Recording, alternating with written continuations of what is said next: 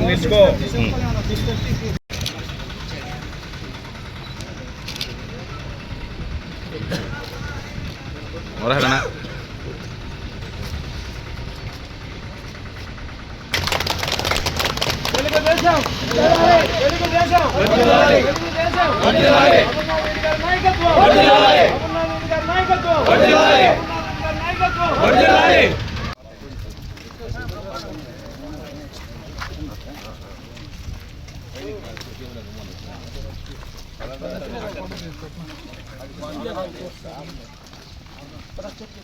ఎంతమంది వచ్చారు?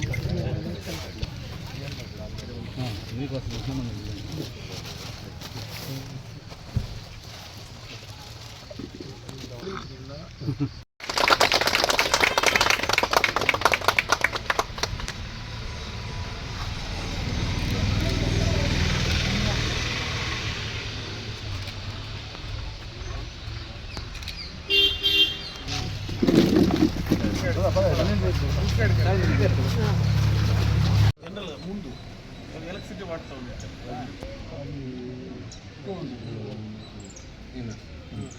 ఎందుకంటే ఒకసారి పెట్టుకుంటే 25 years వస్తుంది సార్. 25 years కాబట్టి ఇంకా పెరిగేది తప్ప తగ్గేది కాదు. ఎందుకంటే యూజెస్ కూడా పెరుగుతుంది. ఎంత అయింది cost? Sir 2 lakhs 3 kg 78,000 sir. Yes sir. అంటే 1,22,000 పడింది. అవును సార్.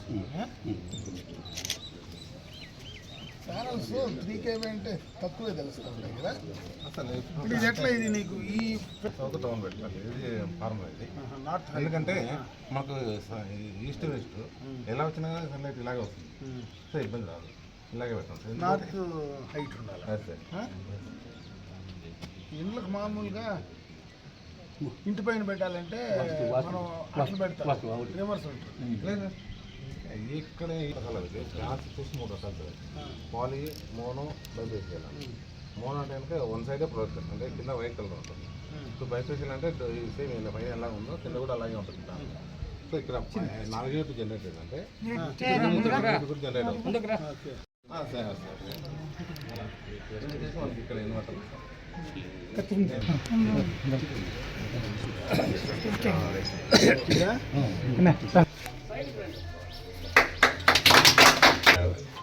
ఇన్వర్టర్కి వచ్చేసి ఏసీకి ఇస్తుంది అనమాట. ఏసీ కానీ ఆల్టర్నేట్ దీని నుంచి ఇంటికి వెళ్తుంది అనమాట.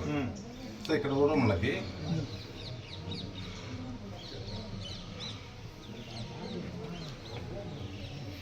ఈరోజు అట్లా పర్ డే వచ్చేసి మనం 12 యూనిట్లు జనరేట్ చేస్తాం సార్. 12 యూనిట్లు ఒక రోజు అంటే మన నెలకు వచ్చేసి 360. అది సమ్మర్లో అనుకోండి 400 వస్తుంది. ఈరోజు పెట్టిన నుంచి ఈరోజు వరకు 29 యూనిట్స్ సార్. అంటే మొన్న ఎంత జనరేట్ అయింది? ఎక్కువ జనరేట్ అయిందా? లేదు సార్. జనరేట్ ఎక్కువ అయితే ఎనికి వెళ్ళిపోతుంది కదా. అవును సార్. గ్రిడ్కి పోతుంది కదా. గ్రిడ్కి వెళ్తుంది సార్. ఇప్పుడు నువ్వు పెట్టినావు కదా దీంట్లో. అవును సార్. ఇప్పుడు వీళ్ళ ఇంటికి వాడుతున్నారు కదా. ఇప్పుడు నువ్వు దీన్ని యూజ్ చేస్తున్నావు కదా. అవును సార్. ఇప్పుడు ఎక్స్ట్రా ఏమైనా గ్రిడ్కి పోయిందా లేదా వచ్చిందంత వాడేస్తున్నారా? లేదు సార్. మనం చిన్న ఇప్పుడు డే టైంలో లైవ్లో రన్ అవుతుంది. నైట్ మాత్రమే వీళ్ళు యూజ్ చేసేదానికి యూజ్ చేసుకొని ఒకవేళ ఈ రోజుకు 12 జనరేట్ అయింది అవుతుంది. నైట్కి ఇప్పుడు నువ్వు సోలార్ పెడతావు. సోలార్ లో వచ్చిన పవర్ వీళ్ళు వాడింది మిగిలితే నువ్వు మళ్ళీ డబ్బు కట్టి ఇవ్వాలి కదా వెనక్కి. అదే అట్లా ఏమైనా వీళ్ళు పెట్టిన దానికి వాడిన దానికంటే ఎక్కువ ఏమైనా గ్రిడ్కు పోయిందా అని అడుగుతున్నా. అది మన గ్రిడ్ ఇక్కడ తెలియదా? ఈ రోజు ఓపెనింగ్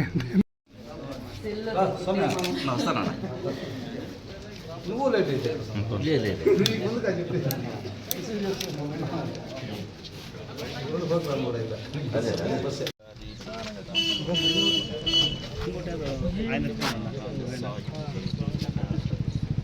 ఏం కాదు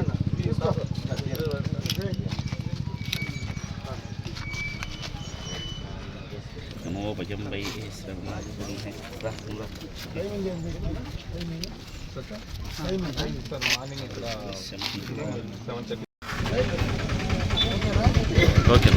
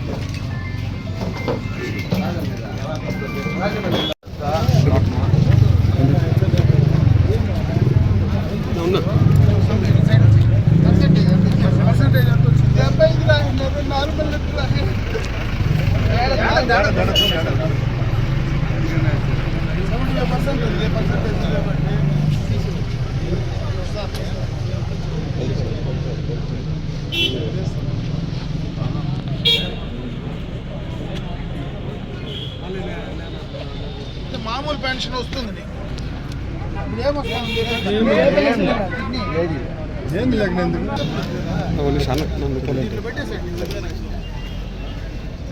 అది సదరు క్యాన్సిల్ చేశారు సార్. అది డాక్టర్ పొరపాటు చేసినారు సార్.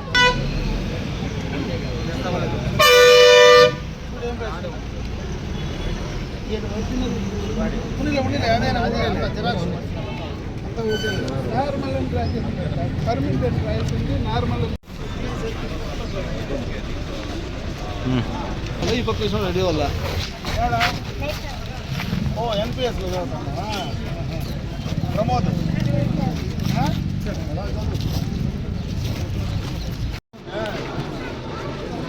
ఇంట్లో బాగుందా? మేము బాగా చేయదా?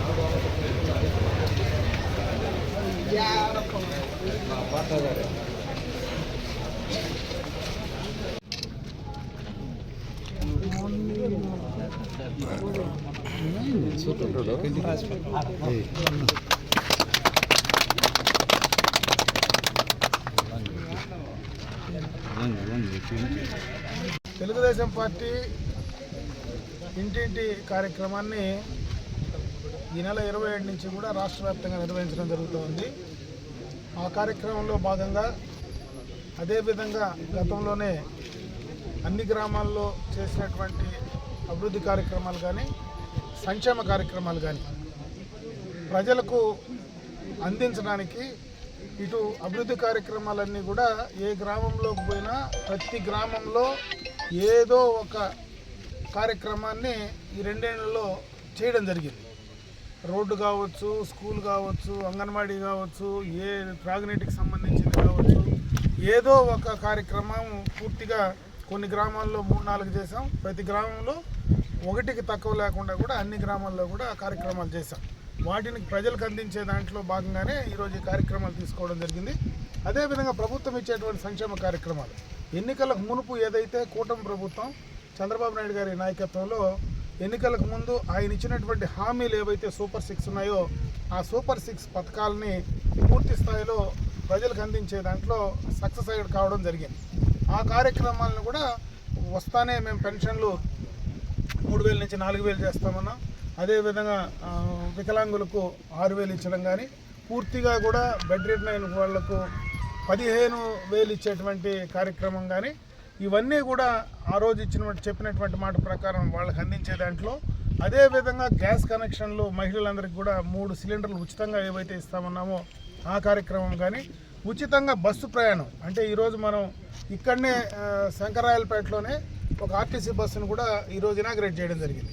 మహిళలందరికీ కూడా ఫ్రీగా ఎక్కడికి పోయినా రాష్ట్రంలో ఉచితంగా బస్సు ప్రయాణం ఏదైతే చెప్పామో దాన్ని కూడా అందించేటువంటి కార్యక్రమం కానీ, అదేవిధంగా తల్లికి వందనం ద్వారా ఎంతమంది పిల్లలు ఉన్నా అంతమందికి 13,000 రూపాయలు వాళ్ళ అకౌంట్లో వేసేటువంటి కార్యక్రమాన్ని కానీ, అదేవిధంగా రైతుకు సంబంధించినటువంటి భరోసా కార్యక్రమం ఏదైతే ఉందో దానికి సంబంధించి రైతులకు కావాల్సినటువంటి ఇన్పుట్ సబ్సిడీ అంటే డబ్బులు వాళ్ళ వ్యవసాయానికి సంబంధించి 20,000 రూపాయలు ఏదైతే సంవత్సరానికి ఇస్తామన్నామో దాన్ని కూడా కంప్లీట్ చేయడం జరిగింది.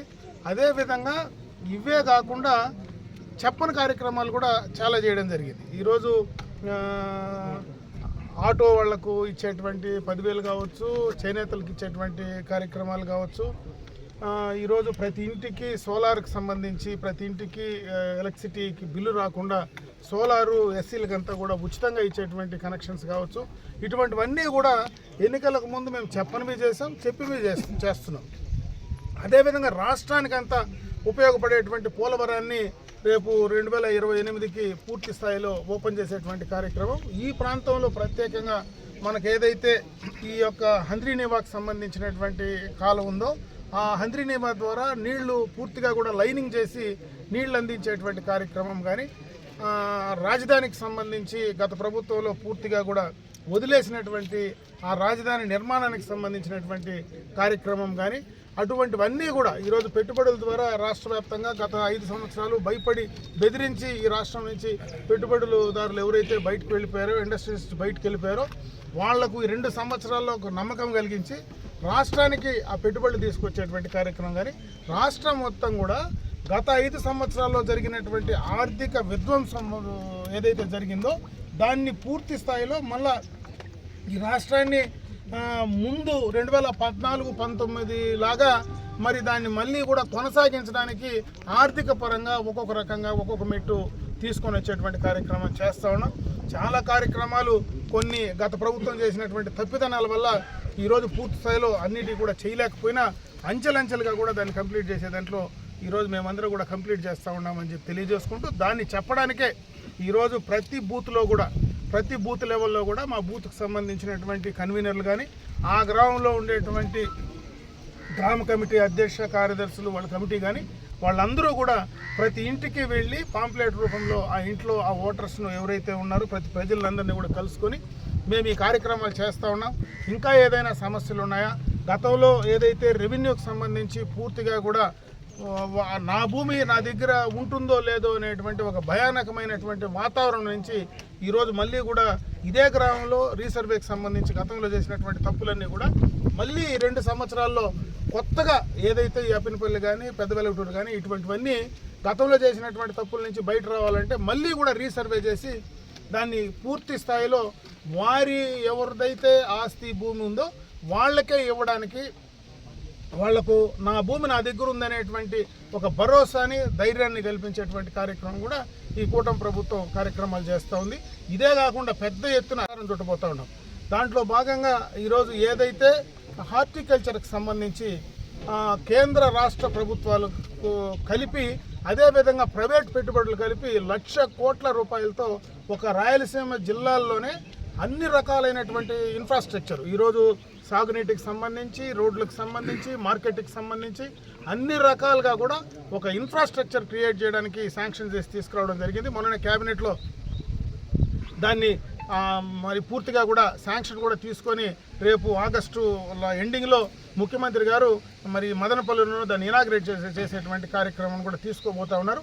అది కానీ కంప్లీట్ అయితే మన నియోజకవర్గంలో 100% ఎక్కడ కానీ రోడ్ కనెక్టివిటీస్ కానీ, అదేవిధంగా రైతులకు సంబంధించినటువంటి మార్కెటింగ్ ఫెసిలిటీస్ కానీ, అదేవిధంగా సాగునీటికి సంబంధించినటువంటి ఏవైతే గ్రౌండ్ వాటర్ ఇంప్రూవ్ చేయడానికి కానీ ఉండేటువంటి చెరువులు, ఉండేటువంటి లింక్ ఛానల్స్ అవన్నీ కూడా కంప్లీట్ చేయడానికి పూర్తి స్థాయిలో ఒక మంచి అవకాశం దొరుకుతుందని చెప్పేటువంటి విషయాన్ని కూడా తెలియజేసుకుంటూ, ఇంకొక పెద్ద కార్యక్రమం, ఎందుకంటే మనకు ఈ యొక్క చిత్తూరు జిల్లాలో పడమటి ప్రాంతాలు, మనం ఎవరైతే ఈ పక్క పడమటి ప్రాంతాల్లో ఉండేటువంటి తంబళ్ళపల్లి కావచ్చు, పీలేరు, మదనపల్లి, పుంగనూరు, కుప్పం లాంటి నియోజకవర్గాల్లో ఇటువంటి కరువు ఎప్పుడైనా వచ్చినప్పుడు త్రాగునీటికి సంబంధించి చాలా ఇబ్బందులు